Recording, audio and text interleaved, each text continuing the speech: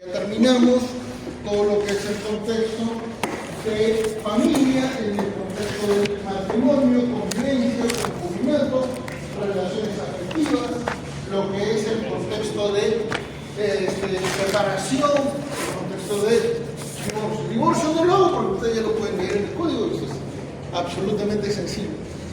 Y cuando ustedes comiencen a analizar las circunstancias de las causales, recuerden, chicos, lo íntimo, lo privado y lo público en la red.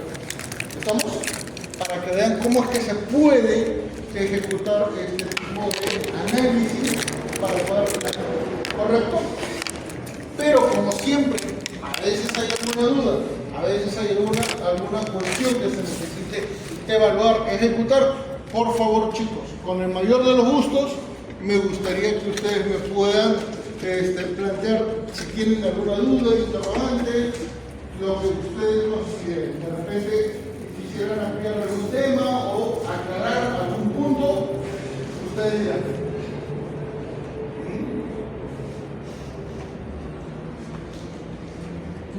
¿Por ahí ninguna duda?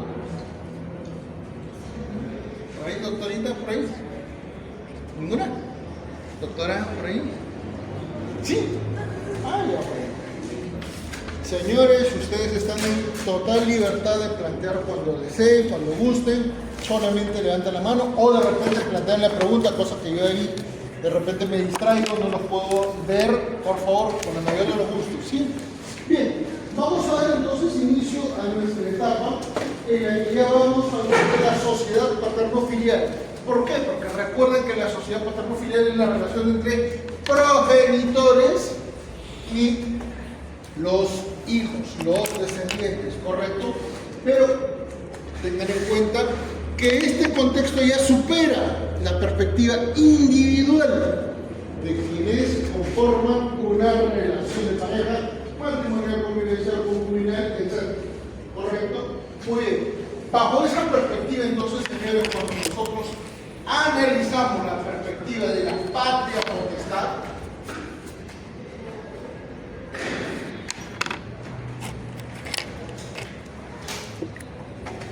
recordemos que esta es una figura histórica, ¿correcto? Nace con Roma, que es la que la desarrolla, pero es una institución casi de naturaleza, de cosa natural, porque recuerden que siempre se desarrolla el contexto de la interacción progenitores-hijos en todas las culturas del mundo, ¿correcto? ¿Por qué va a ser importante primero iniciar el contexto de su identificación histórica? Porque la referencia proviene de una institución jurídica muy romana, ¿correcto? Entonces comencemos en primer lugar a evaluar su desarrollo y su génesis, ¿correcto? Muy bien. Señores, en primer lugar, todas las culturas,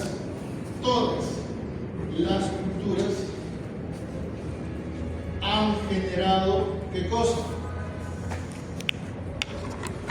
Han generado una regulación entre padre, madre, con los hijos. Todas. No existe una sola cultura en la historia, en el mundo, que no haya establecido al menos estos patrones de referencia, ¿correcto? Y esto normalmente proviene inclusive de un contexto prehistórico, ¿correcto? Prehistórico, para que ustedes observen el cambio de una sociedad matriarcal a una sociedad patriarcal. Y señores, sí, efectivamente, el cambio responde a dos elementos, uno económico, uno jurídico, ¿correcto? No es de la nada, no es una cuestión de machismo, no es una cuestión de género, no es una cuestión moral, cultural, sexual, no. El cambio de lo matriarcal a lo patriarcal sí es significativo y eso lamentablemente no se asume con diligencia debido principalmente a que nosotros al año 2026, estamos Sí, Junio. estamos en junio de 2026 asumimos lo que ha ocurrido hace 10 siglos, hace 20 siglos, hace 30 siglos, hace 50 siglos, como si fuera ¿qué cosa? Un estándar único. Y eso es un error. ¿Correcto? La historia no se puede ver bajo el prisma del que está evaluando. La historia se analiza de conformidad a lo que se vivía en época. Muy bien, ¿por qué les indicamos que pasamos de una sociedad matriarcal a una sociedad patriarcal? Señores, la primera referencia en este sentido es cuando tenemos una sociedad matriarcal. Recuerden,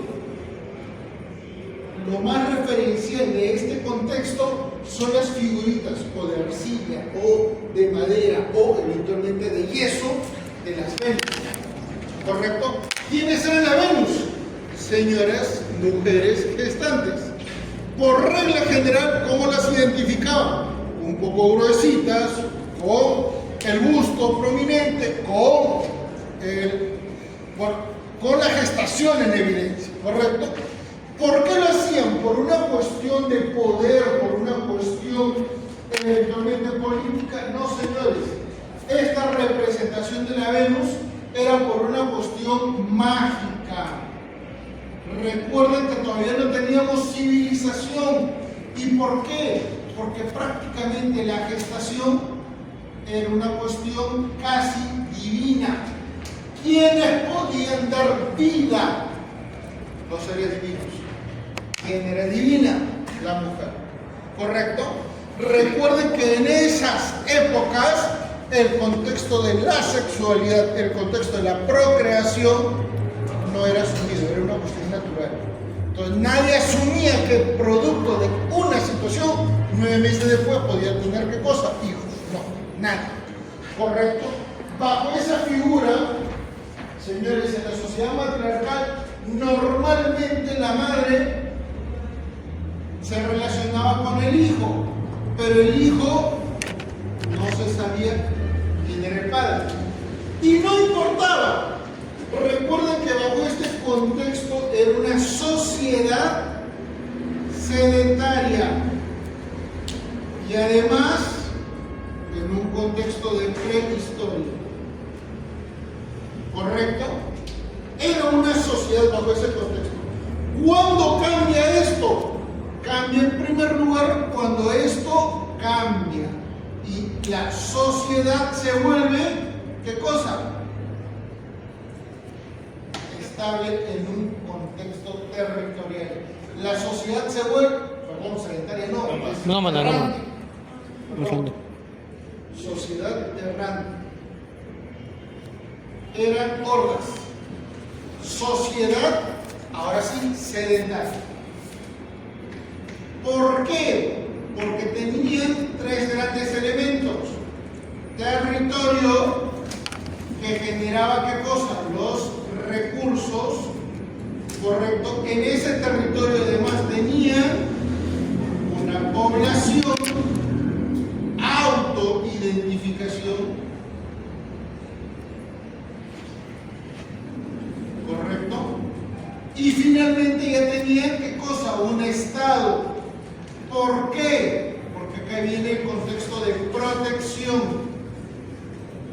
¿correcto? Y en 2 niveles, protección interna, y acá es donde surge el concepto de jus muniendi, ¿correcto? Que es lo que en su momento Hobbes detalló, que es la sociedad política, ¿correcto? El tránsito de la sociedad natural y la sociedad política. Muy bien, pero más allá de eso, la externa. Principalmente, ¿por qué? Para estar en oposición a otros pueblos. Recuerden que en esos contextos, si eran vencidos por otros pueblos, exterminio, podían ocurrir 3 situaciones, 2 situaciones muy graves. Esclavitud. Sí. ¿Y qué más? Bueno, hoy se llama genocidio. Exterminio. Antes era exterminio. Sí, exterminio. ¿Correcto? Todas las culturas en el mundo han desarrollado eso. ¿Hasta cuándo? Hasta 1940. ¿Correcto? Perdón, 1945. 1945 termina la Segunda Guerra Mundial y ahí, gracias a los crímenes de los nazis y de los japoneses, se establece la prohibición del genocidio en 1948 con la Declaración de Derechos del Hombre. ¿Correcto? ¿Por qué va a ser importante esto? Porque hasta ese momento el acto de genocidio se conocía como el delito sin nombre, no tenía nombre. Correcto, no tenía nombre. Fue Churchill quien extiende esta denominación gracias a la identificación del delito por parte de un filósofo judío. ¿Correcto? ¿Por qué lo menciono? Porque justamente debido a la necesidad de tener seguridad es que surge el contexto jurídico, porque ya les había mencionado que eran dos elementos económicos. ¿Cómo protegemos esto? ¿Cómo se protege a esta forma de vida? Se protege en dos niveles, ¿correcto? En dos niveles. La primera de ellas es a través de la fuerza, principalmente porque esto genera seguridad jurídica y seguridad, ¿qué cosa? A nivel militar, ¿correcto? A través de la fuerza. ¿Quiénes son los únicos que van a la guerra? Entre hombres. Los hombres. ¿Estamos? Y eso es significativo. ¿Por qué? Porque la única cultura que sí promovía la participación de mujeres eran los germanos, las tribus germánicas, ¿correcto? Por eso es que Julio César los llamaba bárbaros, no solamente porque no compartían la cultura romana, sino porque tenían la osadía de mandar mujeres a pelear contra hombres. Algo en esa época absolutamente impensado, porque las mujeres en esa época tenían valor. Disculpen chicos, es un tema histórico, no estoy hablando nada. Pertenecían a manos, ¿no? Pertenecían a manos. Académico, ¿correcto? Las mujeres no tenían esa perspectiva de valor como lo tienen ahora. Por eso es que se consideraban bárbaros. Y de ahí es donde surge en el mundo germánico de esa época el concepto de igualdad. Varón-mujer, plebeyo, noble, ¿correcto? Todos tienen que luchar contra ¿quién? Contra el enemigo. Por eso es que los germánicos, siendo muy pequeñitos, prácticamente del siglo V, ¿qué hicieron? Destruyeron Roma. ¿Estamos? Por ese contexto. Entonces, cuando dividían el botín, ¿qué hacían los germanos? Dividían el oro y al hombre y a la mujer le correspondía igual. ¿Saben quién utilizó esa referencia para luchar por las mujeres? 1960, Estados Unidos, las hijas de quienes fueron a la Segunda Guerra Mundial o de quienes construyeron la maquinaria bélica de Estados Unidos. Y eso se llamó lucha por los derechos civiles. ¿Cómo hicieron las mujeres la defensa de sus derechos? Comenzaron a usar minifalda, comenzaron a usar bikini, comenzó ¿qué cosa? La libertad sexual, se inventó por esas épocas la pastilla de la píldora anticonceptiva, sí, ¿correcto? Y se cambió la historia. Las hijas de quienes habían ido a la guerra prácticamente plantearon lo mismo. Si nosotros o nuestras madres fueron a la guerra, ¿por qué no nos dan derechos? Ahí cambia. Ese es el segundo feminismo en la historia, ¿correcto? Pero muy bien, esto es ahora, en el tiempo 1. ¿Cómo proteges a futuro? ¿Cómo se protege a futuro? Evidentemente con el contexto de la sucesión. ¿Estamos? Por eso es que surge el patriarcado. ¿Por qué? Porque solo el varón podía identificar ¿qué cosa? Al hijo que había procreado. ¿Con quién? O con la esposa principal o con las concubinas. Concubina. Que mujeres que no tenían acceso con otras parejas. eran excluyentes, eran exclusivas. Eso cambia la historia y por eso es muy significativo en este contexto. ¿Por qué no voy a mencionar esto? Porque me voy a saltar literalmente casi, ¿cuánto? 35 siglos y nos vamos a ir mucho a la actualidad. ¿Me parece? Hasta este momento, señores, ¿alguna consultita? ¿Alguna preguntita?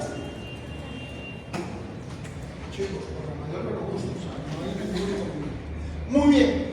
Vamos entonces saltando varios siglos. Esto es literalmente, ¿qué cosa? 45 siglos atrás, donde ya hay un proceso de civilización. Y ahora sí ya pasamos a Roma. ¿Correcto? Roma. Recuerden que Roma es literal la cúspide del mundo mediterráneo. ¿Correcto? Entonces estamos hablando de una cultura mediterránea. ¿Y por qué va a ser importante mencionarlo? Porque van a existir antecedentes.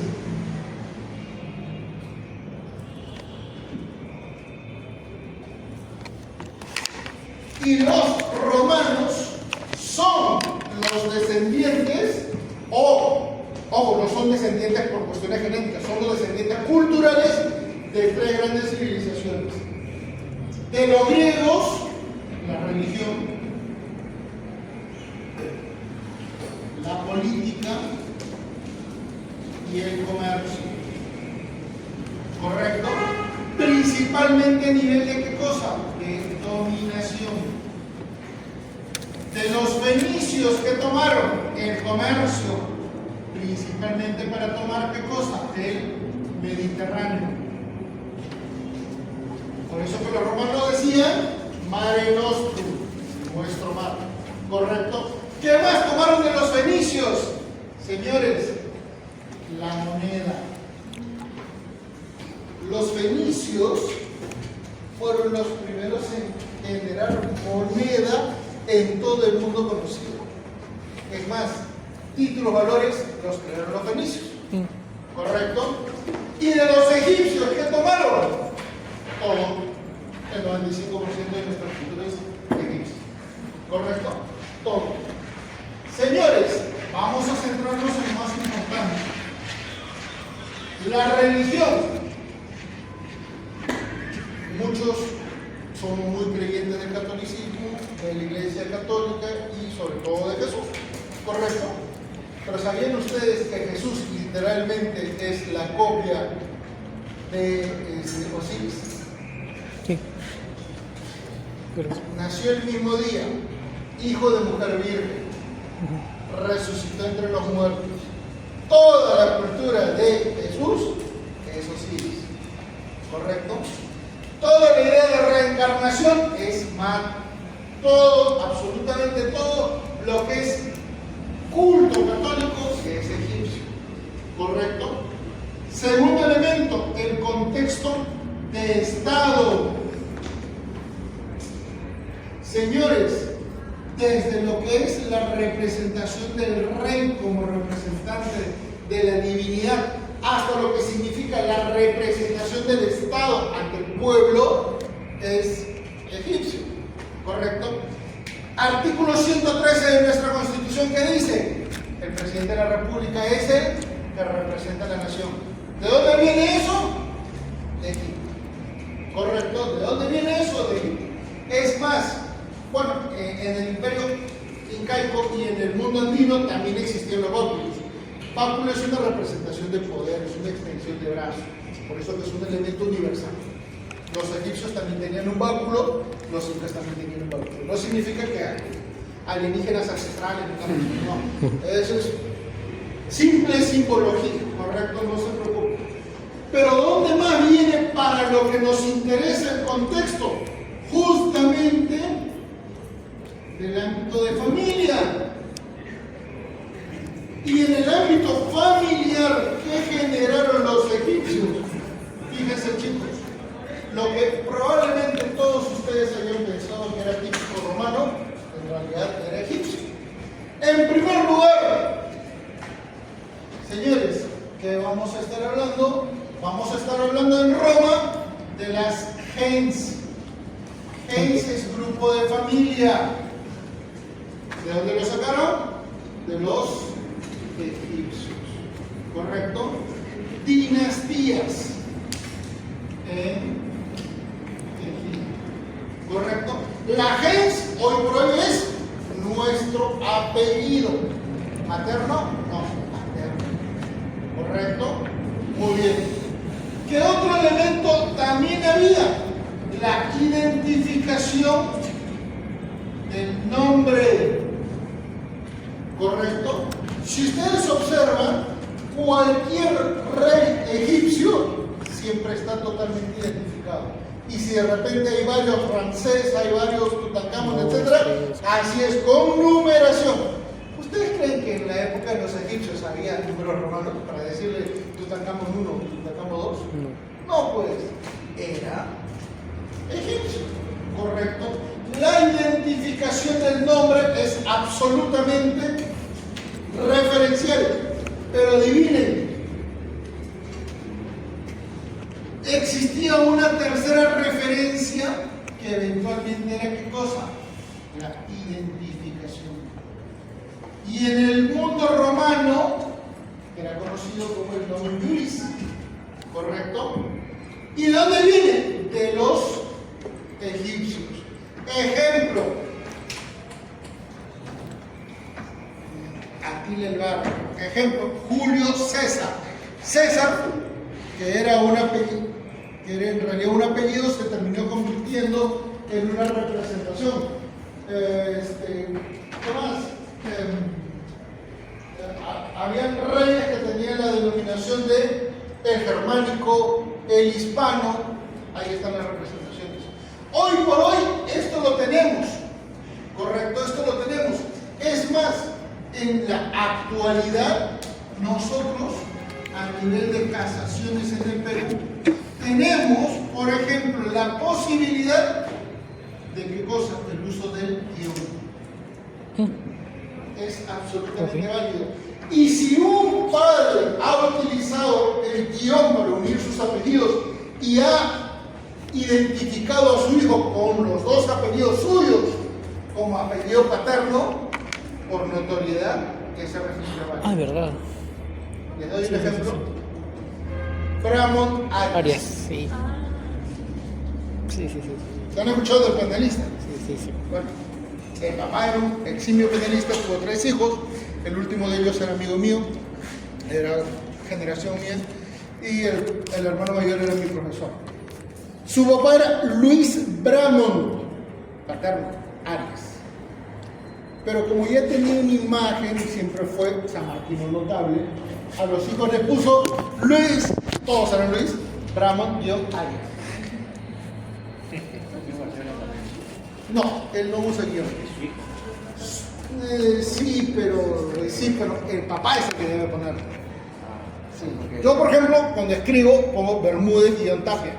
No por estas vainas, sino porque si no registro así, el sistema va a leer que yo soy Tapia, porque es un sistema de APA americano, donde Manuel se identifica con M, como Bermúdez, como B grande, primer y segundo nombre, y el Tapia como apellido. Por eso es que se usa el apellido paterno con el apellido materno en guión, por cuestiones académicas nada más. Domingo a sus hijos son bien contraídos y los apoyan. No todos sus hijos, sus propios hijos hicieron eso. Pero es válido, por la connotación del papá. ¿Estamos? Eso sí está totalmente referenciado. Y en segundo lugar, hay muchísimas casaciones que han protegido ¿qué cosa? Perdón, que han protegido el sobrenombre. Hermano, les comento, no sé si hayan escuchado alguna vez el Tigre Navarro, bueno, ya es bastante antiguo. Tiene ahorita su hijo que es el Tigrillo.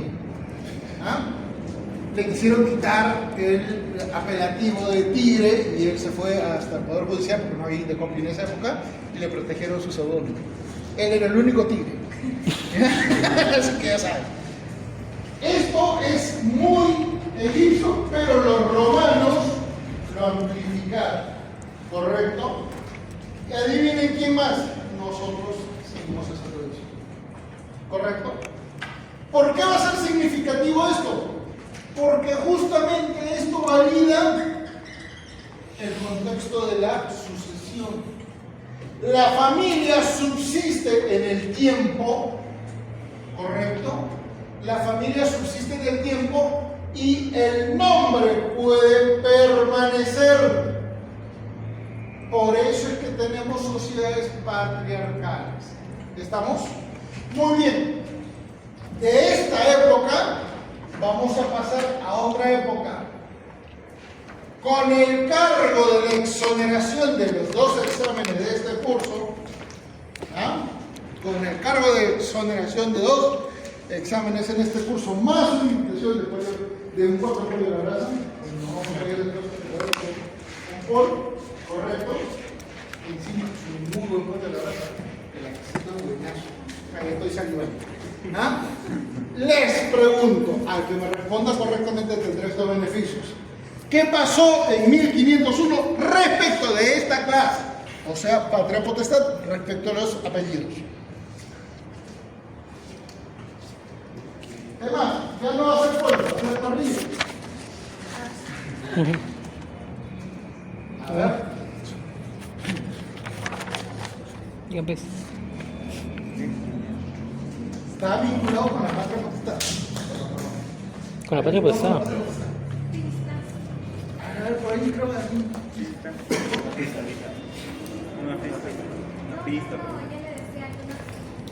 Una pista, ya. Ah, bueno, ya. Mundo mediterráneo todavía. ¿Te acuerdas?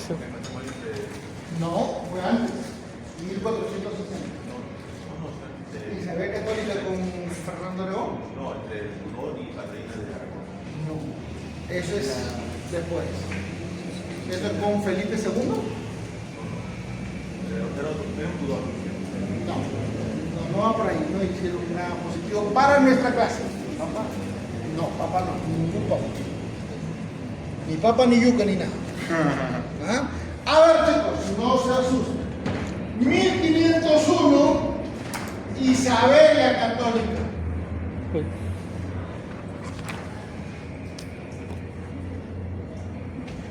Esta señora ha tenido 2 muertes, ¿correcto? En su época, al momento de morir, y cuando Carlitos Ramos, un gran amigo mío, destruyó su tradición. ¿Qué hizo Isabel Católica en 1501? Señores, ya habían descubierto América, ¿correcto? Se descubrió América.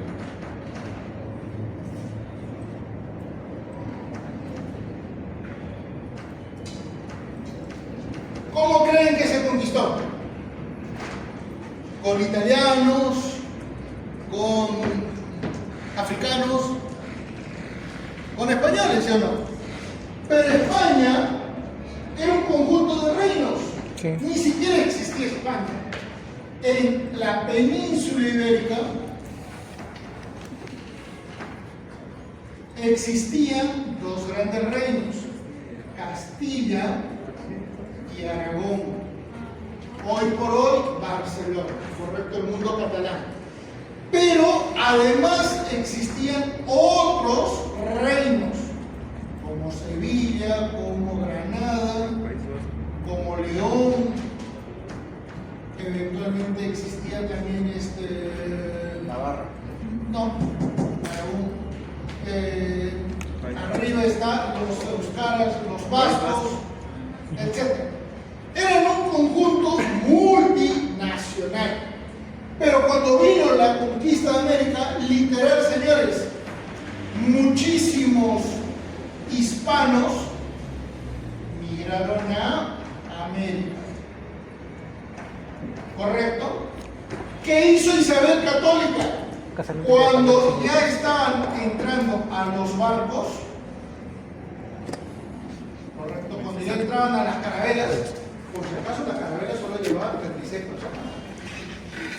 Era un botecito con una vela. Sí, a la sentencia que venían 500, no. Tenía que venir un montón de barcos para de todos esos, el 25% sobrevivía, el resto, chao. Eran botes, 36 personas, sacan la cuenta. Encima era un viaje de 4 meses. Así es, y eso, si te perdías porque se te fue una estrella, ya fuiste, terminabas en otro lado. ¿Ya? Entonces, Esa enfermedad es el corbuto, todo eso no pasa. ¿qué haces cuando eres una reina y se te va tu gente? Lo registras. ¿Por qué? Porque ya regresaban algunos. Las crónicas. Registro. Ya regresaban algunos con qué? Con oro, plata y riquezas.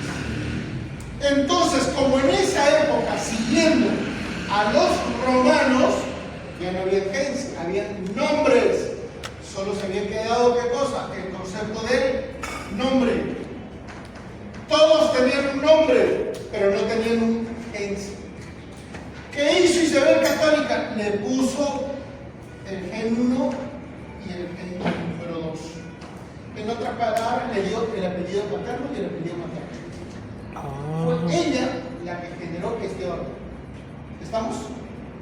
Ella es la que generó este orden.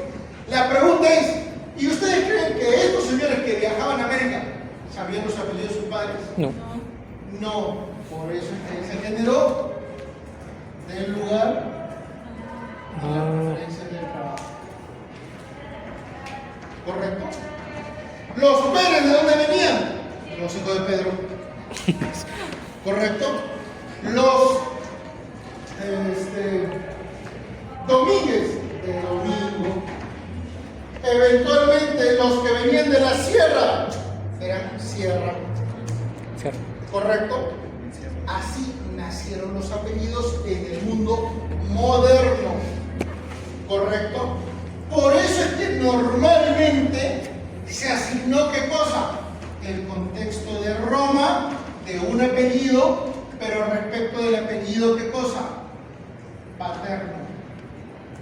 Pero recuerden por qué es importante y lo estoy mencionando. Porque, señores, los reinos de Castilla y de Aragón eran iguales.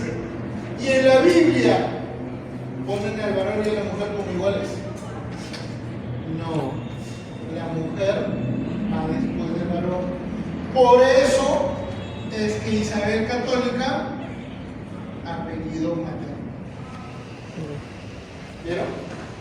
Por eso que en otros países, como por ejemplo, a ver, Inglaterra, en Francia, en Alemania, en Países Bajos, Holanda, en todos los países, un solo apellido. Si no me creen, ¿quién es muy fanático del fútbol?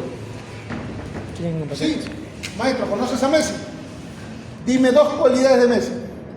Pequeño, Pequeño, ¿cuántos balones de oro tiene?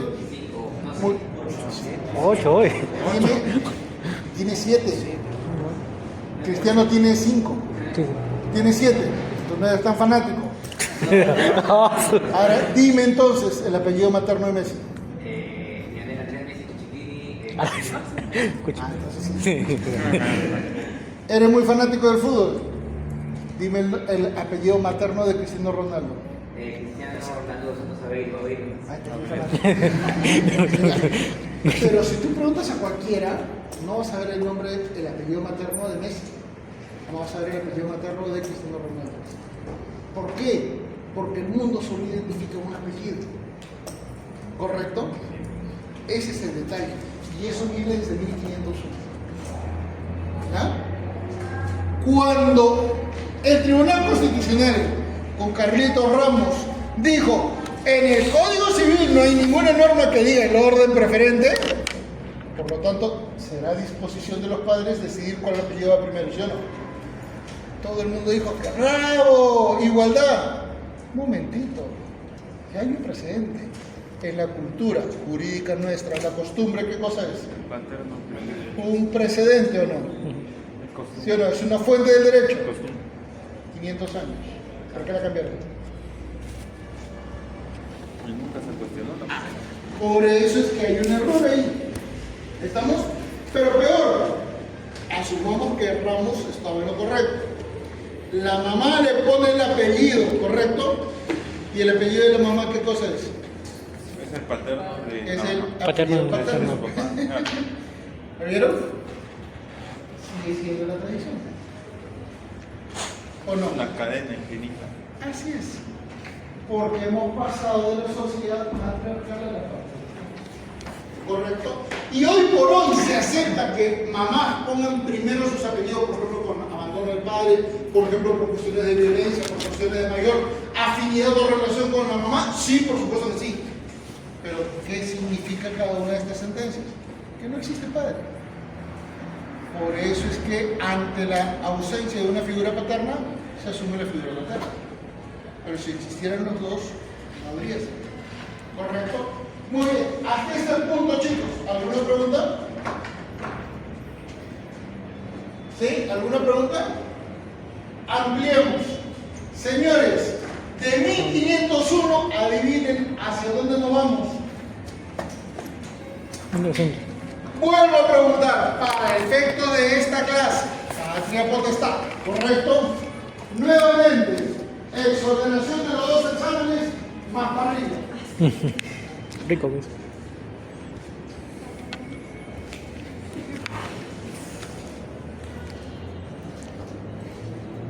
El código civil.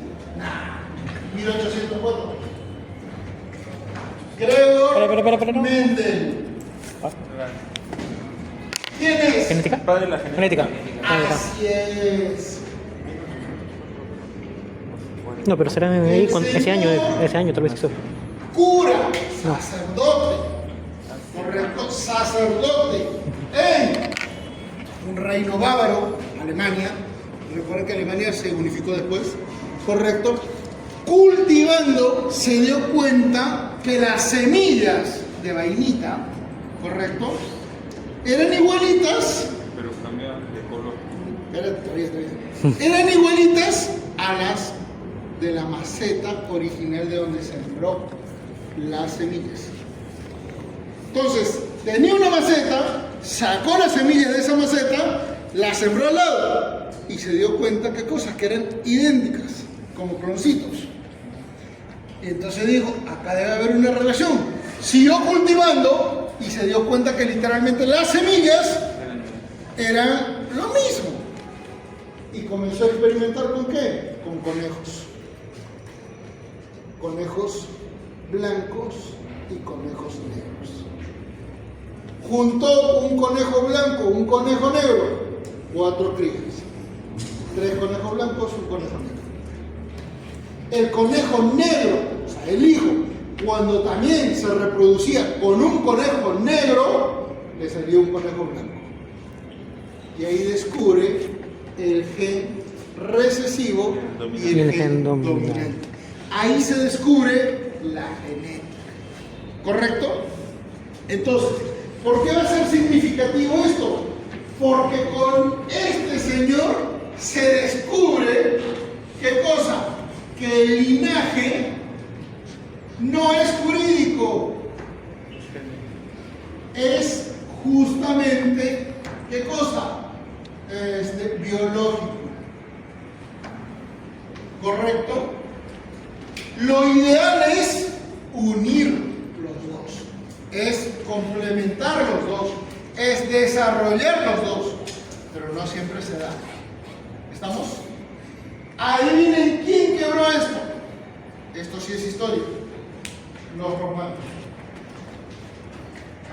Los romanos, sin conocer a Mendel, correcto, estamos hablando menos siglo IV antes de Cristo hasta el siglo V después de Cristo, correcto, sin conocer a Mendel, desarrollaron 3 formas de filiación. Correcto. 3 formas de filiación. La primera de ellas, ¿cuál es? La filiación matrimonial. ¿Correcto? La segunda filiación, ¿cuál es? Filiación natural. cuál es la tercera filiación? Adopción. Así es. Adopción.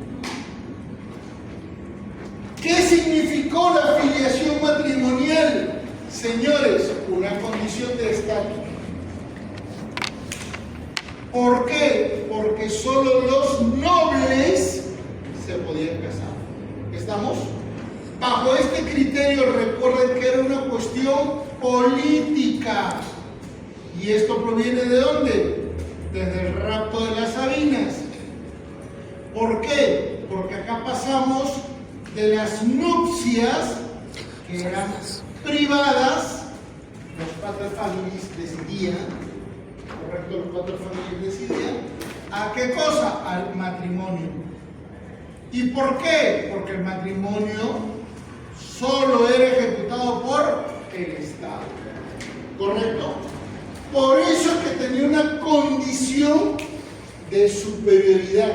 Y por eso es que la filiación matrimonial tiene una preferencia, una condición, ¿qué cosa? Absoluta, una condición ergaón, ¿correcto? Y por eso es que en este contexto se desarrollaron dos instituciones sumamente importantes.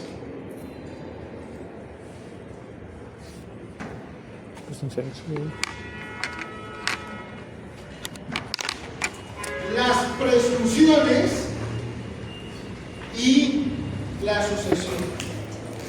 ¿Por qué se presumía que el hijo de mujer casada era del marido?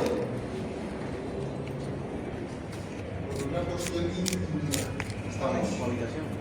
Recuerden que en esa época la mujer no tenía libertad ni tampoco era considerada igual que el varón. Razón por la cual les voy adelantando un dato. En el mundo, uno de los primeros delitos, ¿saben cuál fue? ¿Ah? Así es. ¿Cuál fue el primer oficio? Prostitución. ¿Ah? Prostitución. Prostitución. Doctor, disculpe indiscreta. ¿Quiénes ejercen la prostitución? ¿Varones o mujeres? Ah, en esa época, los varones. Por eso es que surgió como delito de la Biblia. En la Biblia está inclusive que las mujeres eran apedreadas, ¿correcto? Por eso es que María Magdalena, en esa visión negativa, porque la imaginaban que es una mujer adulta. Por si acaso, esto es un adelanto. ¿Cómo se dice cuando es un adelanto de película? Spoiler. Un spoiler. María Magdalena no era nada de eso, ¿correcto? No era nada de eso. María Magdalena era una protestona, era una rebelde, por decirlo de alguna manera, en el sentido de ir contra los romanos como hombre. Por eso es que la trataban así. No fue ni promiscua ni nada por eso. Así que esa es una cosa, ¿correcto? Pero por presunciones, ¿qué es lo que vamos a generar? Por ejemplo, que el hijo del esposo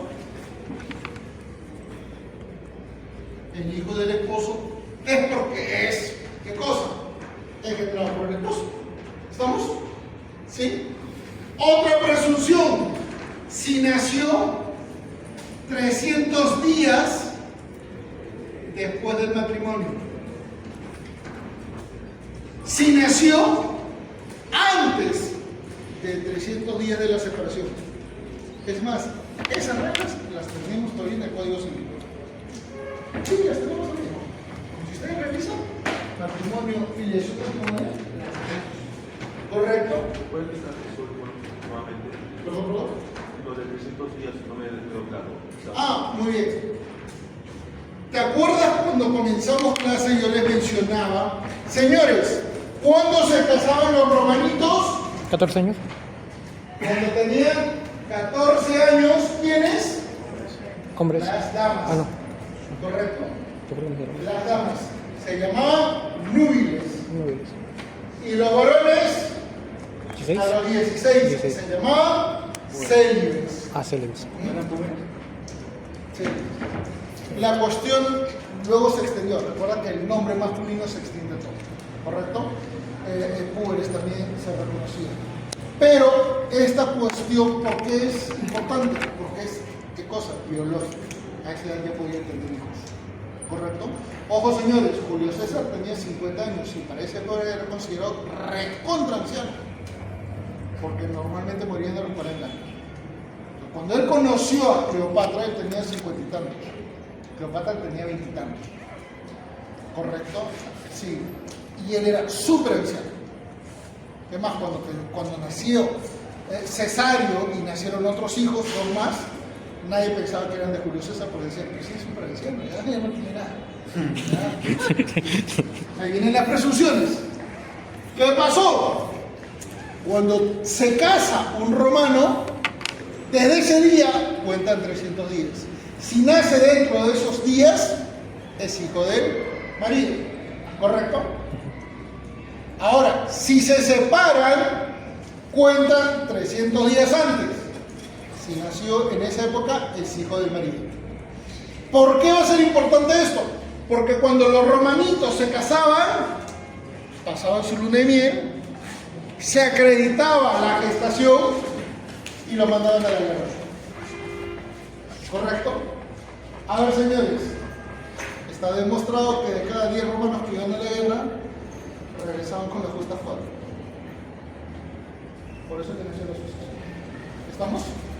Y para poder acreditar que efectivamente eran hijos del romano fallecido, contaban el tema de las presunciones. ¿Estamos? Eso existe hasta el día de hoy. Muy bien. Pero recuerden, señores, estas presunciones no son cuestiones subjetivas. Hay un elemento que lo valida. ¿Correcto? Y ese elemento que lo valida es el matrimonio. Muy bien. ¿Y por qué en términos de sucesión? Porque justamente la filiación matrimonial garantizaba solemnidad. ¿Estamos? Muy bien. Pero ¿por qué los romanos generaron esta visión? Porque, señores, los romanos tenían una cuestión muy significativa. En la filiación natural tenían una subcategoría. Los romanos han sido bien graciosos en estos temas, ¿ah? Los romanos tenían al genitor y tenían al pater. ¿Quién era el genitor? El genitor era pues el padre. Pues sí, el casado. ¿Correcto? Era el que intenta. Recuerden que también tenían esclavos y compraban esclavos para tener hijos de esclavos con otras mujeres esclavas. ¿Por qué? Porque eran bienes. Así es, los tenían como reproductores. Genitor es el que engendra, ¿correcto? Y el pater, ¿quién es? El que cría. ¿Por qué? Porque cuando los romanos iban a la guerra, ¿quién criaba? ¿Quién cuidaba? ¿Quién atendía a la mamá gestante? El abuelo. Así es. El abuelo, el pater, criaba y mantenía a la madre, a su nuera y a sus nietos. Por eso que había esa diferenciación. ¿Correcto? Esa diferenciación terminó provocando, ¿qué cosa, señores? El concepto de adopción, donde se quiebra el principio biológico. ¿Y qué es lo que normalmente hacían para efectos de preservar la gens? Ojo, para efectos de preservar la gens en el tiempo, o el pater, o eventualmente el hijo del pater, podían, ¿qué cosa? Adoptar. ¿Tienen dos ejemplos? De Julio César. sí, su sobrino, ¿no? Así es, dos. Brutus. El que le dijo, tú también, hijo mío, Ay, verdad. ¿ya? Era adoptado. Y tenía ¿quién más? A Octavio, que luego fue Augusto. Primer emperador. Así es. Augustus no era cualquiera. Augustus era el hijo de su hermana favorita. Su hermana favorita, para quienes quieran leer un poquito de historia, se había casado como 14 veces. Ah, Sí, porque ella se casaba sin hermanos. Era la familia noble más alta de Roma. Podía hacer lo que quería. Ningún hombre iba a estar a soltero. Por eso se podía casar y divorciar cuando quería. En cambio, todas las mujeres normalmente siempre eran un estatus inferior al del marido. Se casaban con manos. ¿Correcto? Por eso se llama manumisión. ¿Por qué se llama manumisión? Porque en Roma, el poner la mano en el hombro de la esposa significaba dominio. ¿Estamos? ¿Han visto pasear a parejitas? ¿Han visto cuando a veces se pone la mano? ¿Por qué lo hacen? ¿Por protección? No. Dominio. Es un concepto psicológico. ¿Correcto? Muy bien. Pero señores, ¿esto saben cuándo cambia? Estos señores cambian en el mundo. ¿Cuándo? Cambia de con el derecho canónico. Literal, estamos hablando del siglo VI después de Cristo. Los católicos unifican al genitor y al padre. ¿Correcto? No concibe que exista la posibilidad de que una mujer pueda engendrar con una persona que no sea su esposo. Valores sociales, valores culturales, valores morales, valores sexuales. ¿Correcto? Es todo un contexto. ¿Sí? ¿Por qué les explico esto, señores? Porque esto me permite decir, señores, que literal, desde el siglo VI después de Cristo hasta 1821, en el que cae Napoleón Bonaparte, la Iglesia Católica era, ¿qué cosa? La institución más poderosa del mundo. ¿Estamos? Por lo tanto, esta institución poderosa jamás hubiera aceptado la convivencia. Nunca hubiera aceptado la convivencia. Por eso es que les decía, la convivencia, ¿de dónde viene?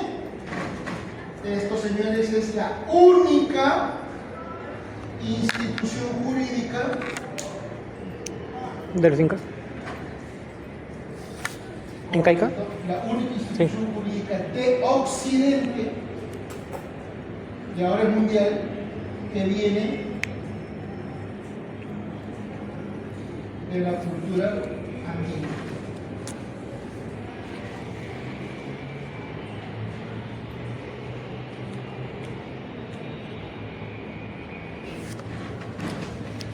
La única figura jurídica del mundo occidental que no es romana es una corte andina, la convivencia. Y les estoy demostrando que en el mundo europeo jamás hubiera aceptado la convivencia. Lo que existía en esa época se llamaba, y lo pongo así porque no era tampoco válido, parraganía. Hoy se llama concubinato. ¿Estamos?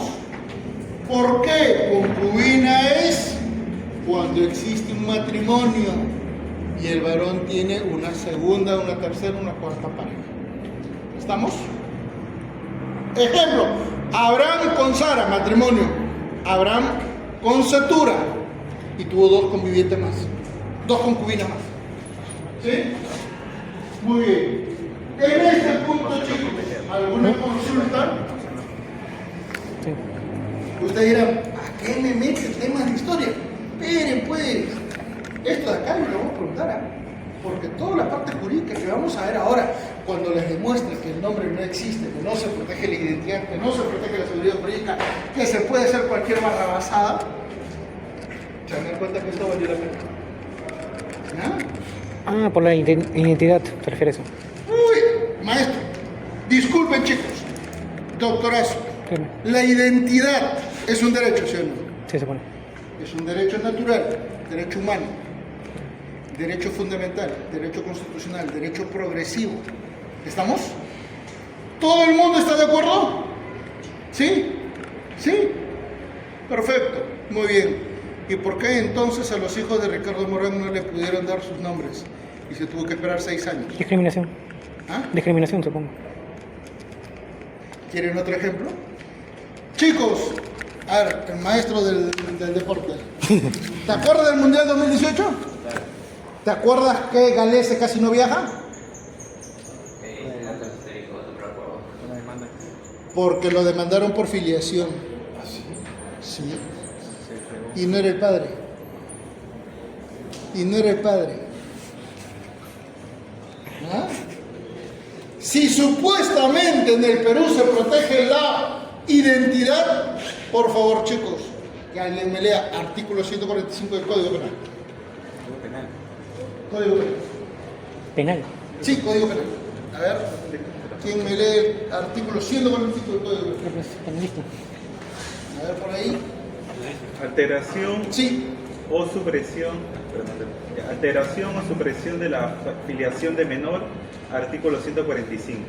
El que exponga u oculte a un menor, lo sustituya por otro, le atribuya falsa filiación o emplee cualquier otro medio para alterar o suprimir su filiación. ahí no, ahí no, ahí no. Alta definición.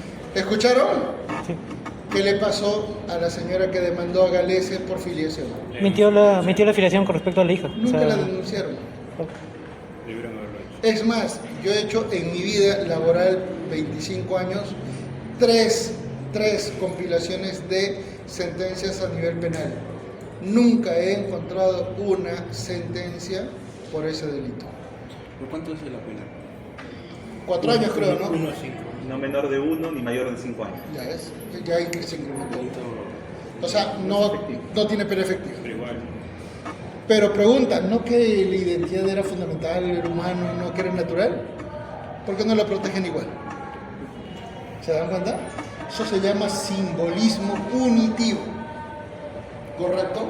Ahora le digo, esperen, no comandancia. ¿Ah? A ver chicos, hasta este momento, ¿se entiende? Doctor, tengo una consulta con respecto a los 300 días. También entendí de que esa... Habla más alto, no te escucho. Entendí- Te juro que estoy frente y no te escucho. sobre los 300 días de la apelación. Entendía que también era una razón fundamentada para el caso de la llamada el luto. De la Sí, mujer, claro, que, sí. tenía Tenías que pasar- estar un año casi sin nadie. No, Y al año recién te podías comprometer. Y no tú, tu papá te casaba. para evitar de que el eventual hijo que pasara en ese año Era del marido. el otro marido. Sí. Les explico un poquito para que vean en términos prácticos, ¿les parece? Normalmente cuando ocurría un matrimonio, correcto, se asignaba una fecha. ¿Estamos? Esa fecha se medía en 2 niveles. A futuro, respecto a los 300 días. Todo hijo que nacía en este contexto, todo hijo que nacía después de estos 300 días, ¿era de quién? Del esposo. ¿Correcto? ¿Por qué? Porque si ustedes sacan la cuenta, 300 días, Casi un año, más o menos. ¿ah? Casi un año. 9 meses. 9 meses. ¿Correcto? Por eso que se hacía. Ahora, no es que el día que te cases ya automáticamente engendras. ¿Recuerdan que podía pasar eso? Por eso que el término de 300 días era eventualmente la referencia. Muy bien, pero si ocurría eventualmente una separación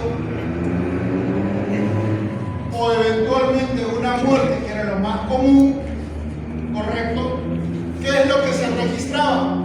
Justamente un contexto de 300 días antes. ¿Correcto? Y todo hijo que nacía en este contexto se reconocía como del esposo. ¿Sí? ¿Por qué? Por cuestiones de presunción. ¿Estamos? Por cuestiones de presunción. Muy bien. Vamos a terminar entonces en esta parte para poder complementar. Con el derecho canónico se unifica y esto se amplifica ¿cuándo? Con el Código francés de 1804 que nosotros seguimos con nuestro Código Civil de 1980. ¿Estamos? Maestro. Consulta. ¿Cuándo se adopta esa costumbre de poner, no sé, de la rosa o el apellido paterno del casado a la esposa? Bonita pregunta. Acá, doctor, ¿por qué?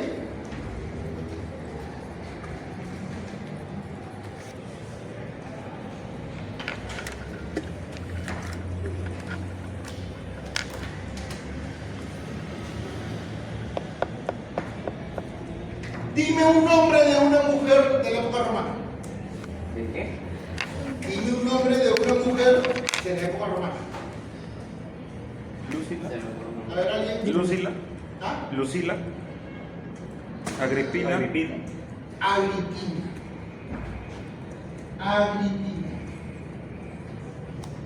Cuando Agripina, mujer con edad de casamiento, se casaba, correcto, se unía a una gens. ¿A la gens de quién? Del marido. ¿Correcto? Pregunta. Si se unía a esa gens, el apellido iba a ser Agripina. ¿Qué cosa? El apellido del marido. Desde ahí se añade, se acuña el término del marido. ¿Estamos? Y por tradición, se anula el apellido del papá.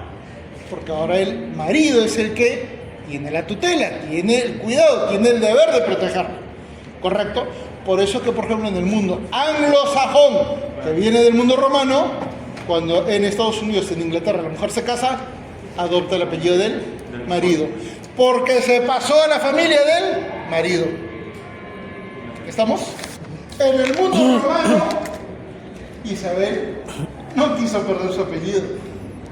Isabel, ¿qué dijo? Ella es la que cuña el apellido materno y por eso es que sigue manteniéndose una mujer sus dos apellidos más el de 1508. ¿Ah? ¿Se entendió? ¿Sí? A ver, chicos, disculpen lo indiscreto. ¿Habían escuchado alguna vez esto? Pero si ustedes conocen sus apellidos, ustedes han visto que siempre hay una tía que se pone de su marido, ¿sí o no? Sí. ¿Nunca le preguntaron por qué? Dijo que sí se sentía cómodo. Se sentía cómodo como un cariño. No es cariño, Tampoco creo que sepa. es tradición. Pero es optativo, ¿no? Cuando te casas. Sí. Pregunta toda mujer casada si no pone el apellido del marido. Todas. ¿Por qué? Porque es estatus de decir, soy casada. Miren, voy a demostrar. Señoritas, pregunta solo para las damas. Levanten las manos las que prefieran convivir a casarse. Ahí está la respuesta. ¿Dices? Ahí la pero. O sea, me refiero a lo del registro.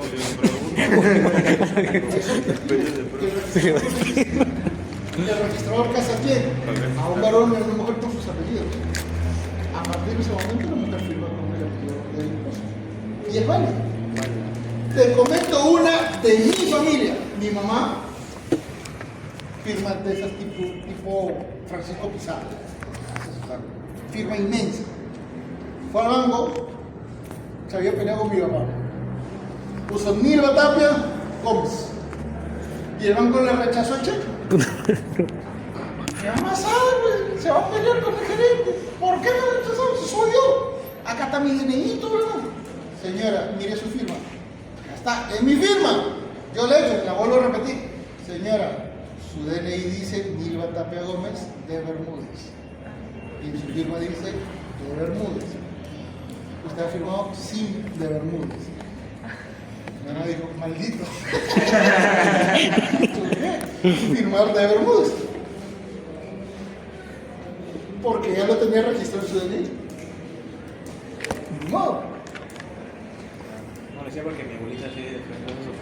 Todas las casadas. No hay una casada que no excluye la viuda. Todas las casadas.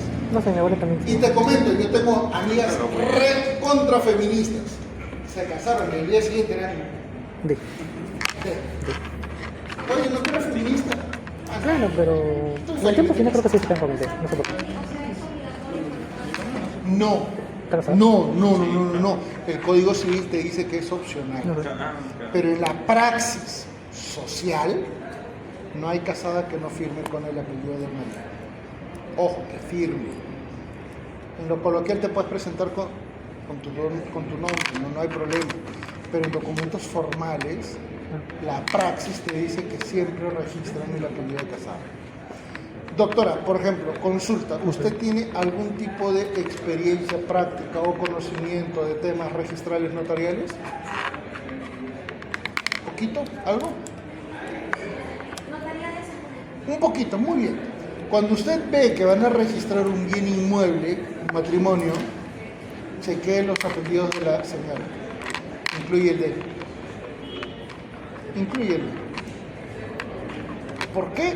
Praxis social. ¿Correcto? Es una cuestión de costumbre. No es obligatorio, pero casi siempre se registra. Y ojo, con matrimonio jóvenes, no hay problema. Porque es la manera de diferenciarse de quién, de las que conviven. Discriminación. No, por eso te digo. Por la discriminación. Acabo de tener hace 2 meses una asesoría porque se iban a comprar un departamento de segunda mano y eran él de 27 y ella de 25. Ella pelo morado. Cuando en eso veo la escritura pública, veo la escritura pública y ella firmó con el apellido del esposo. Veo los DNIs y el apellido del esposo. Es cuestión de práctica, no es una cuestión legal. Doctora. La mujer quiero el estatus después del divorcio permitido. Sí, ya no lo puedo usar. Tiene que ser una pelea legal precisamente para Sí, claro. Pero ahí viene esto. Uy, ¿Dónde está? Ya lo había mencionado. Casación. allá en Perú, en América. En ese caso, porque si hay casaciones al respecto, se le permite a la señora tener el apellido de casada, pero ya no por una cuestión de casada, sino por una cuestión de identidad. Dinámica, ¿no? ¿Conoces a Isabel Pantoja? ¿Alguien conoce a Isabel Pantoja? Una cantante española. Sí. Que adoptó una chica peruana. Hasta ahorita sigue usando el apellido del primer esposo. Tiene 4 matrimonios después, pero ella sigue usando el apellido del primer marido. Y cada vez que se casa, utiliza ese apellido, porque ya forma parte de su identidad. Como un apellido compuesto. Muy bien, chicos. A ver, en este contexto, ¿alguna pregunta? Doctora. ¿Podría explicar mejor esa parte en la que señala de que con el derecho canónico se unifican la figura del genitor y el pater? Por supuesto. En Roma había esta diferencia, ¿correcto? ¿Por qué? Porque en Roma también se reconocía la capacidad de un hombre de no poder engendrar. ¿Correcto? Sí. ¿Por qué? Porque sí se sabía que había hombres que no podían engendrar. Por mutilaciones, por enfermedades, por cuestiones X. ¿Correcto? Y se permitía que pudieran sus esposas tener intimidad con otras personas a efecto de tener hijos.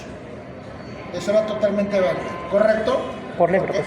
por la guerra venían maliciaditos, ¿no? ¿Sí? Pero acuérdate que para mantener la gens tenían que tener hijos. Usted se preguntará, ¿pero por qué? Porque si no tenían hijos, ¿a quién iba ese patrimonio? Estado. Al Estado. No, al hermano mayor. Regresaba a la gens. Ah. Ok. ¿Ustedes creen que una familia hubiera permitido que su patrimonio hubiera regresado al hermano mayor porque ya no había pater? No, sí o no. Tenían que tener un hijo. Primer muerto. Así es. Entonces, muchos Literalmente. varones que no podían tener hijos aceptaban adoptar. ¿Para qué cosa? Para no perder el patrimonio. ¿Estamos? Muy bien. Ahora, esto era en Roma, porque en Roma no se hacían problemas con el contexto sexual. Estamos en una sociedad libre, mucho más libre que la de nosotros en nuestro momento. Pero con la Iglesia Católica, recuerden, señores, el contexto de la sexualidad se prohibió. ¿Estamos? Es más, les comento un dato. Isabel Católica se bañó 2 veces en su vida. Isabel Católica se bañó 2 veces en su vida. Y está registrado. En su bautizo y en su matrimonio. No se casaban porque bañarse era cometer actos impuros y Diosito no lo veía bien. ¿Correcto? Los feudales eran cochinos. Por eso que tuvieron la plaga y todo lo demás. ¿Correcto?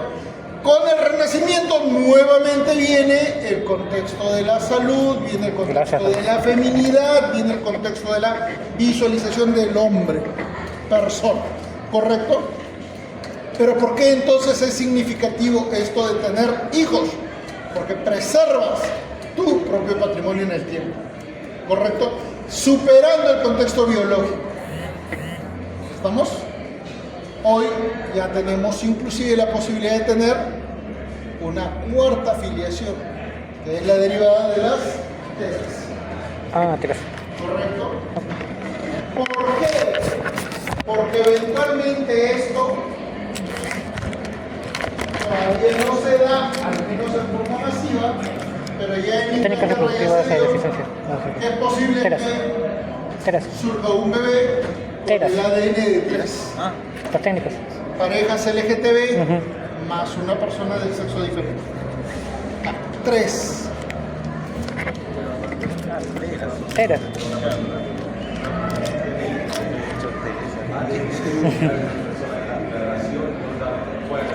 ¿Cómo eran técnicas especializadas de reproducción asistida? Técnicas, termas, técnica de reproducción médicamente asistida. En caso de una pareja solo vendría de una. No.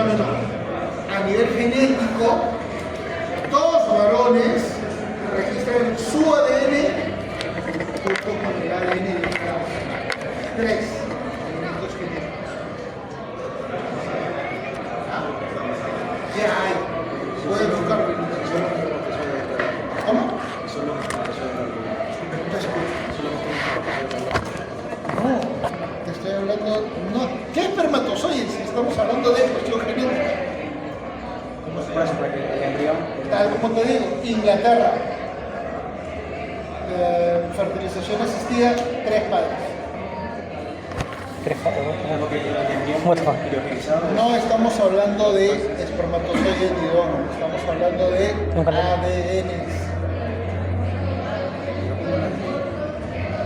Hoy por hoy, ¿cómo hacían la clonación? ¿Con espermatozoides? No, con un óvulo, es ADN. ¿Ah? Ahora sí se está registrando eso. Ojo, no es una cuestión masiva, pero a futuro, ¿qué pasará? La ciencia va avanzando. ¿Correcto? ¿Otra vez?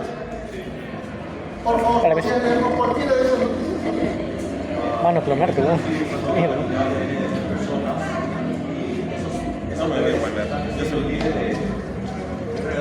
¿Qué dirá el tuyo de 80 años después? Entonces, chicos, eso es lo que se viene. Probablemente cuando ustedes ya tengan pues unos 40 años, ya sea muy referencial. Por ahí que de repente se sanciona y se prohíbe eso. Es más, eso es manipulación genética, debería estar prohibido. Pero recuerda que hay muchos laboratorios que lo hacen y cuando ya el bebé ya nació, ¿qué hacen? ¿correcto? Hay muchísimos inconvenientes al respecto. Es más, les comento, yo estoy ahorita asesorando una tesis sobre teras y estamos analizando la responsabilidad civil de las clínicas que hacen teras, pero no por el mal, en el mal sentido, sino cuál es el nivel de responsabilidad que tienen estas clínicas cuando almacenan, ¿qué cosa? Embriones, o sea, ya seres humanos, solo que no tienen anidación.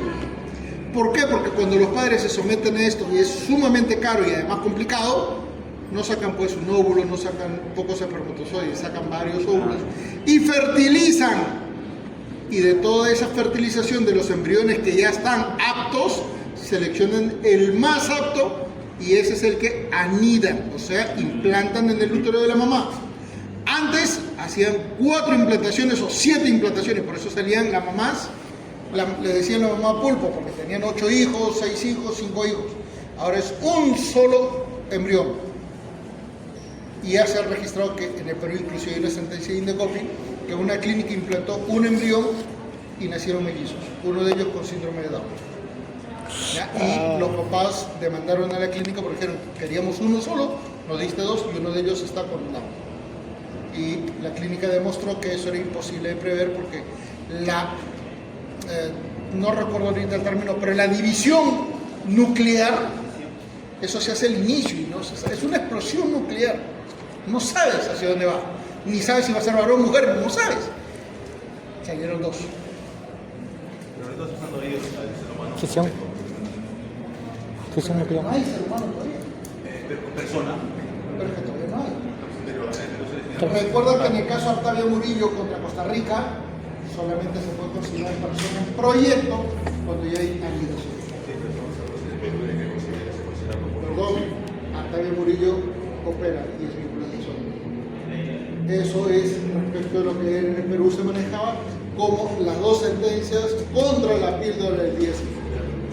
¿Correcto? Muy bien. Pero esto ya se está generando. Entonces, estos tesistas que están queriendo averiguar cuál es el nivel de responsabilidad que tienen estas clínicas, cuando no se usen esos embriones, ¿qué va a pasar? Muchos papás conservan, pero ya las clínicas están registrando qué cosa, que esas parejas se han divorciado, que ya no quieren tener más hijos porque normalmente son mayorcitos. Entonces, ¿qué hacen? No lo pueden conservar permanentemente. En Inglaterra, que es donde comenzó los tratamientos de tera, hay una ley que dice que a los 60 años se incineran. 60 años se incineran. ¿Quién lleva el costo?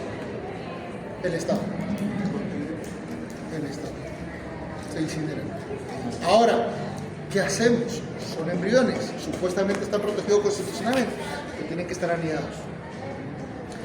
En Europa se estableció por ley en algunos países que esos embriones podían ser usados por personas que quisieran, por ejemplo, ser mamás o por familias que quisieran tener hijos. Claro, por eso cuando se someten a un tratamiento de teras, los progenitores firman una El consentimiento. desvinculación. Pero respecto de su espermatozoide y de su óvulo, Claro, no del embrión. Ya no hay una... Ya no del una embrión. afiliación. ¿Quién protege el embrión? Pero el embrión Claro. está protegido, no, porque tiene que estar implantado.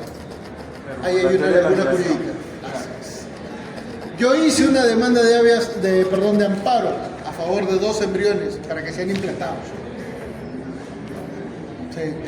Pero lamentablemente falleció el papá de mi cliente, que era una señora de 45 años, y los médicos le dijeron, ya usted no puede ser receptora de los embriones porque se van a perder. Tenía altísimos niveles de cortisol.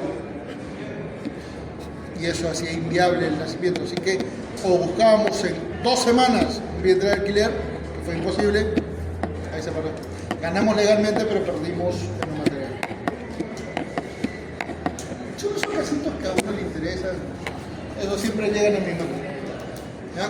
Bueno, chicos, por cuestiones de espacio, porque también tiempo nos hemos dedicado un poquito bastante a esto, esta clase siempre tenía 2 clases. La próxima clase vamos a hacer ya netamente filiación. ¿Correcto? Después de filiación viene tenencia.